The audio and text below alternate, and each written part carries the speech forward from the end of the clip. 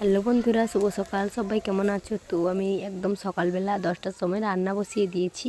তো চলো কী রান্না করছি তোমাদের সঙ্গে শেয়ার করি। এখানে ভাতটা হয়ে গেছে আগে, তো এটা গরুর জল গরম করছি আর ভাত তরকারি রান্না করছি।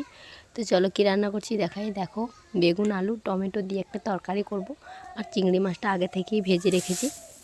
এই দেখো, আর এখানে হচ্ছে শাক ভাজি করছি। তো শাকগুলো আমার শাশুড়ি তুলে নিয়ে এসেছিলো, তো তলি শাক।